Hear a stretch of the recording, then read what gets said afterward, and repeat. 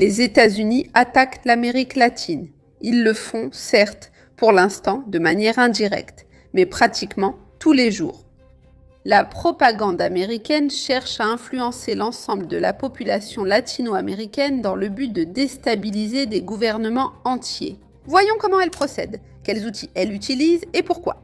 Dans certains cas, on ne peut même pas considérer cela comme de la propagande à proprement parler, malgré le fait que ce soit largement financé par les États-Unis, qui, en fin de compte, vise évidemment à garantir la liberté, la démocratie et la paix dans une région aussi complexe et aussi fondamentale pour les intérêts américains.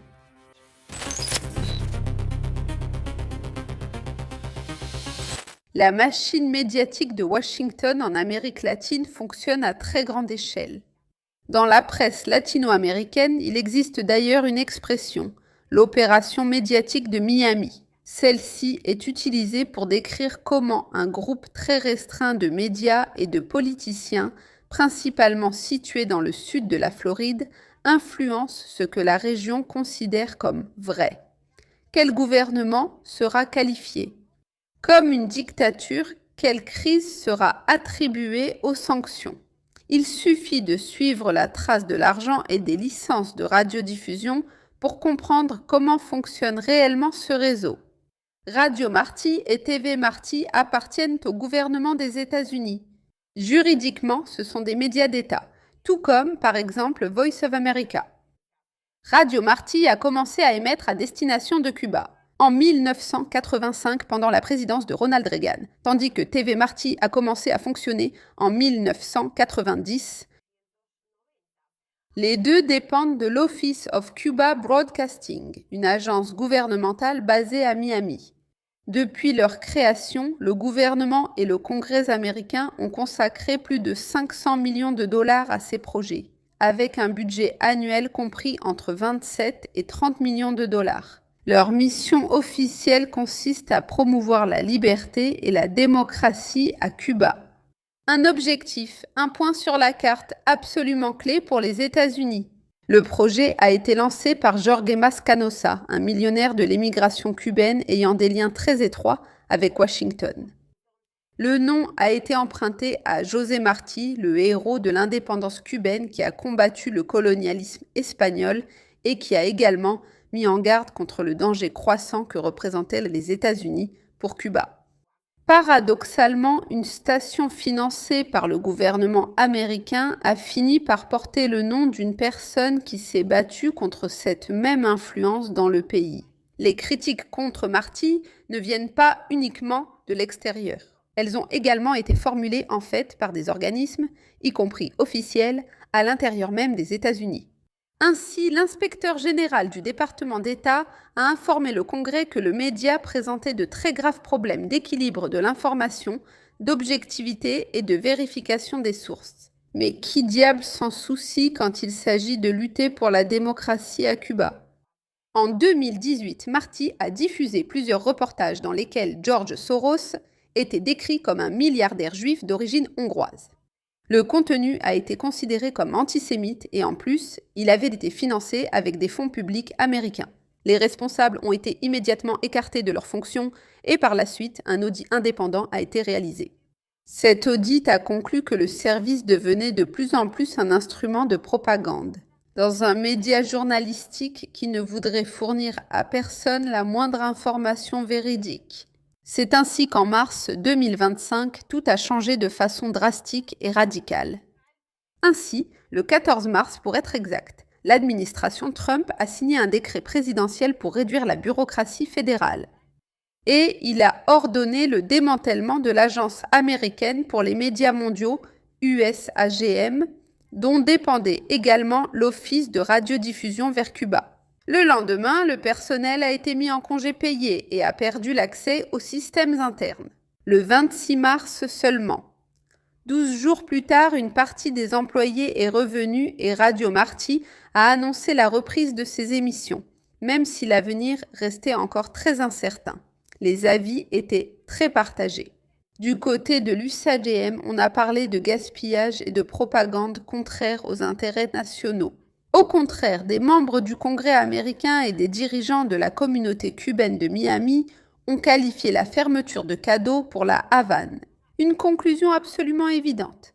L'existence de ces médias dépend directement des décisions de la Maison-Blanche et, lorsque l'administration change, le destin de la station change aussi. Au-delà de la radiodiffusion officielle, il existait aussi des projets beaucoup plus discrets. Le plus connu est Zunzuneo, également appelé le Twitter cubain secret, financé par l'USAID. Le service a été lancé au début de l'année 2010 et a été révélé en avril 2014 grâce à une enquête de l'Associated Press. Et dans un premier temps, la plateforme attirait les utilisateurs avec des contenus apparemment inoffensifs. Résultats légaux sportifs, musique, divertissement. Selon des documents internes du projet lui-même, l'étape suivante consistait à orienter progressivement ce public vers des contenus politiques. D'abord des appels symboliques, ensuite des mobilisations sporadiques et enfin des manifestations massives contre le gouvernement cubain. Des dizaines de milliers de Cubains se sont inscrits sur la plateforme sans savoir exactement qui la finançait. Le projet a fonctionné jusqu'en 2012 lorsque les fonds se sont épuisés et que l'affaire a été révélée au grand jour.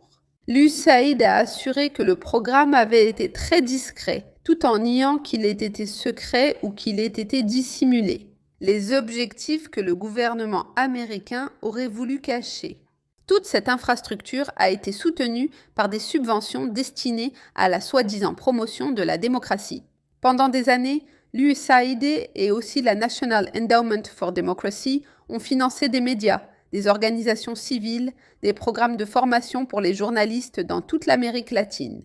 Cuba a toujours figuré parmi leurs priorités. Beaucoup de leurs bénéficiaires étaient de vraies organisations qui menaient des activités sur le terrain.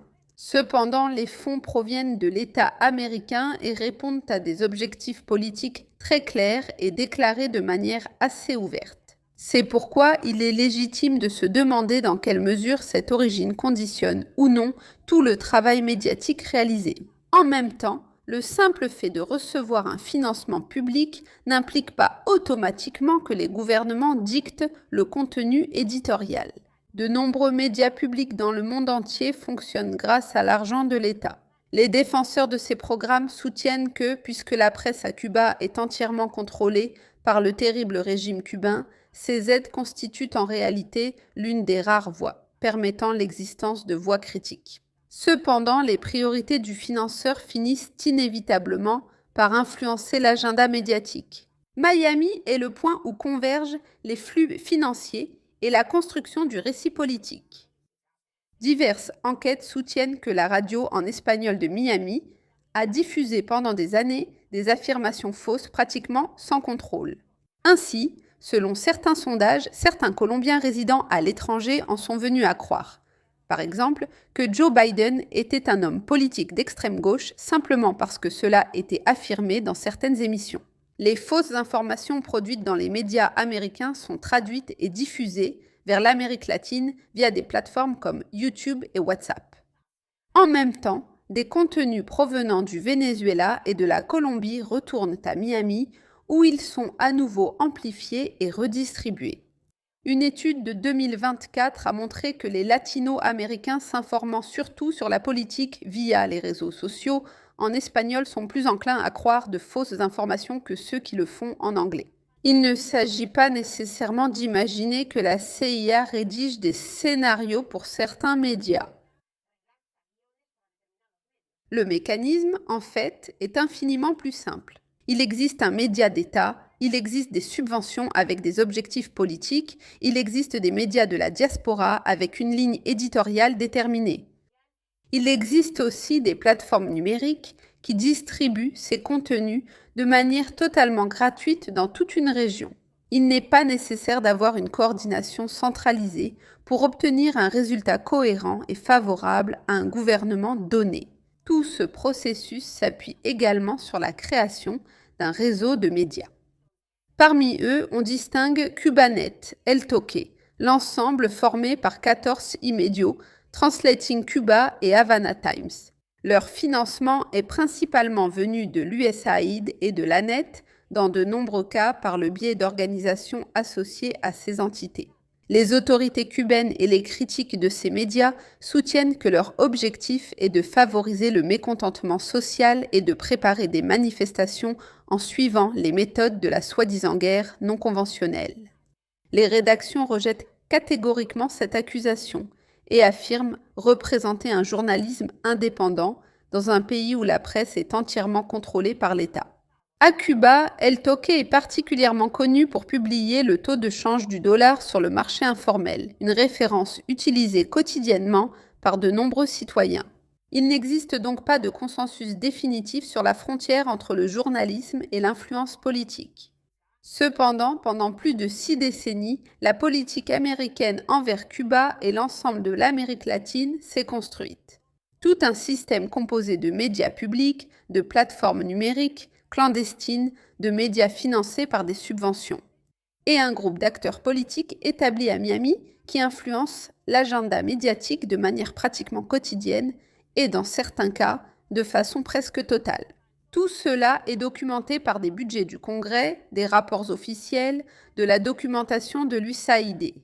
Beaucoup de gouvernements de la région méritent des critiques, et personne n'a besoin de la permission de Washington pour les formuler. La question n'est pas de savoir si les gouvernements sont parfaits ou non. Le problème, c'est que, trop souvent, ces critiques reçoivent un financement extérieur, sont orientées selon des priorités politiques étrangères et finissent par être amplifiées depuis Miami. La véritable souveraineté de l'information commence, selon moi, lorsqu'un média dépend économiquement de ses propres lecteurs et non d'un gouvernement, encore moins d'un gouvernement étranger.